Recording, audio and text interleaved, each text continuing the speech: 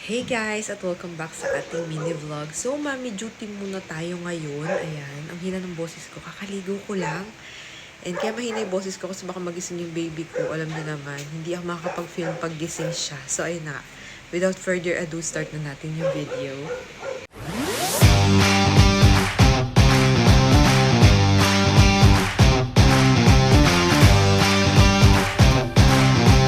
So guys, ayan, low on stock na nga yung aking baby. Ayan. Ang kalat ng mga, gamit niya guys. Aayusin ko yan. Papakita ko na lang sa inyo mamaya pag naayos ko na. Ito pala yung bagong ginagamit ni baby. Hiyang siya dito guys, Aveeno na Daily Moisture Lotion. Ayan. Pati yung kanyang pampaligo, Aveeno na din. Yung kanyang hair and body wash ba yun? O basta yun. Aveeno na yung gamit ni baby. And ayan, pakita ko sa inyo. Ito guys, ayan, wala na siyang diaper. Sa morning, ginagamit ko guys si Aplas. Ayan, tsaka pag nandito lang kami sa bahay, good na good siya guys, maganda, manipis, hindi nagli-leak, wala ding rashes yung baby ko. Maganda siya, i-try nyo, sobrang mura nito. Tapos sa gabi naman guys, and pag-aalis kami, Moose Gear pa din. Kasi trusted ko na si Moose Gear. Hindi siya agad naglilik, hindi siya agad napupuno. Eto kasi guys, medyo mabilis siya mapuno kay baby. Unlike kay Moose Gear kasi nga manipis siya. Pero sobrang comfy siguro ito kasi ang nipis lang niya. Tinry namin to. Ayan. Pero hindi talaga siya good kay baby kasi sobrang kapal nung pagka, diaper niya. So ayan, hindi na nagamit. Nabawasan lang yung 2 piraso yata. And ayan, pag mami ka na pala, may nagbigay sa baby ko pala ng pera. Thank you po. So ayan, binili ko na siya ng stock niya gamit. Pakita ko sa inyo, iyan box natin at yan yung ating vlog for today. So ayan, pakita ko sa inyo. Ayan, 4 yan, meron pang hindi dumadating. Pinag-order ko na siya. Lalo ngayon guys, Bagyo season, ito yung kailangan niya talaga. Ayan, so ayan, pakita ko sa inyo. So guys, ayun na nga, unbox na natin to isa-isa. Start natin dito sa pinakamagaan at pinakamaliit na parcel. Ito siya, ayan. Alam nyo, nawala yung mga gunting namin dito sa bahay. Hindi ko alam kung saan napunta. Bili na naman kami ng gunting. Lalagyan ko na tali yung gunting namin sa susunod. Ito po. So, ayan. In-orderan ko kasi siya guys ng t-shirt tsaka sando kasi wala pa siyang t-shirt at sando masyado. Puro 1C yung gamit niya.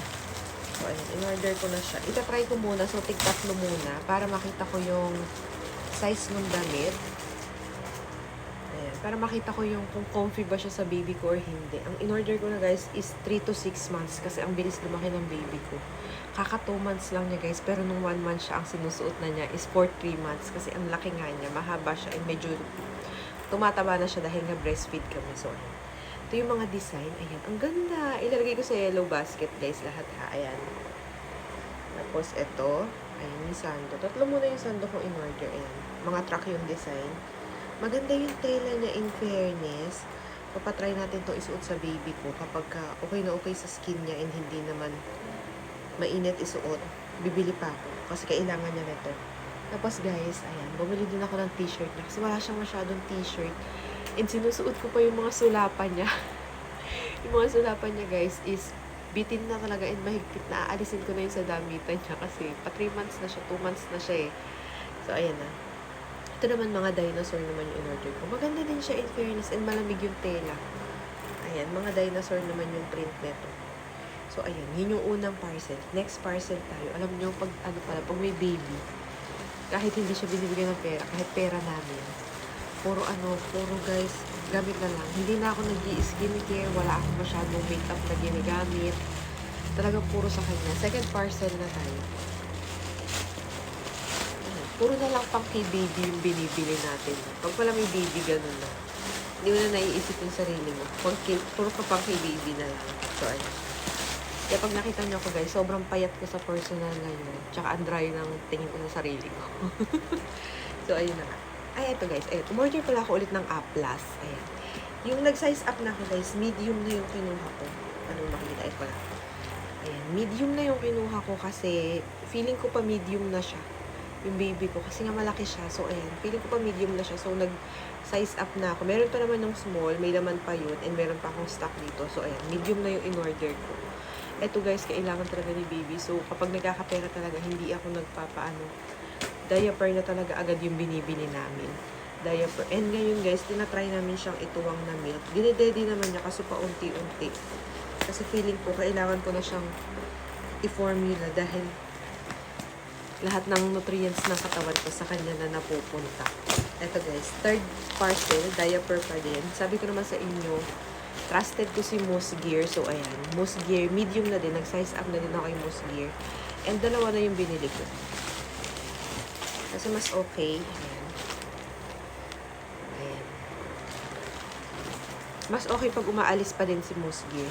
Then, last but not the least, ayan, last parcel na. Medyo mabigat to. Unilove yata to. Ito yata in-order kong wipes kasi wala na siyang wipes. And pag umaalis kasi guys, wipes ginagamit ko sa kanya. Pero pag sa bahay naman, bulak-bulak lang. Dahil alam niyo naman, pag baby, super sensitive ng skin ng baby. So, kapag sa labas, wipes kapag sa bahay, bulak-bulak lang muna siya. Kasi guys, sobrang sensitive talaga ng skin niya. As in. Doon ako nahihirapan sa kanya.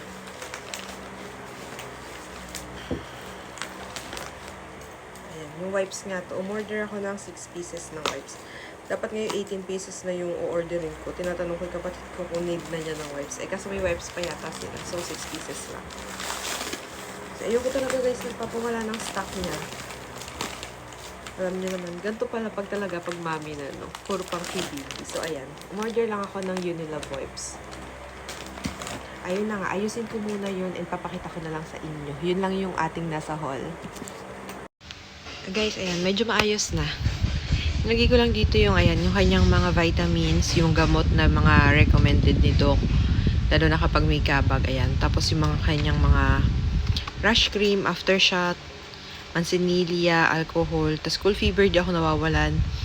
And ayan, ito naman yung after bath, mga ginagamit niya after maligo. Ayan, and then diapers, wipes. So ayan, Aplas and Moose Gear, baka naman.